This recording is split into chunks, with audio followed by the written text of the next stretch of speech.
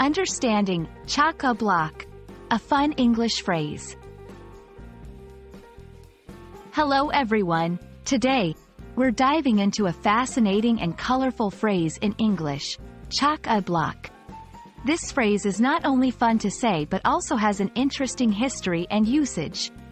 Whether you're learning English as a second language or just love exploring idiomatic expressions, this video will help you understand and use chock-a-block in your daily conversations. Chock-a-block is an idiomatic expression that means very full or crowded. It's used to describe a space that is so filled up that there's hardly any room to move.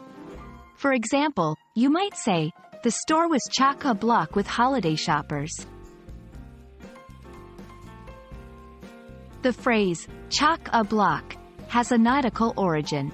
It dates back to the days of sailing ships, where chock referred to a type of pulley, and block was another term for the pulley's wooden casing. When the pulleys were pulled so tightly that they touched each other, they were said to be chock-a-block. This image of two objects being so close that they can't move much is where the modern meaning comes from. Using chock-a-block in everyday language is quite simple. Here are some examples. 1. The concert was chock-a-block. We could barely move. 2. During the festival, the streets are chock-a-block with tourists and locals alike. Interestingly, chock-a-block can be shortened to just chock-a-block or chocka. However, the full phrase, chock-a-block, is the most commonly used version and is easily understood by most English speakers.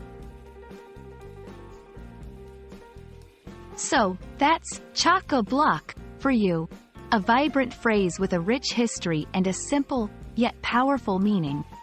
It's a great example of how language can evolve from very specific origins to become a part of everyday speech. We hope you found this video helpful and entertaining. Keep exploring English, and you'll find it chock-a-block with fascinating phrases like this one.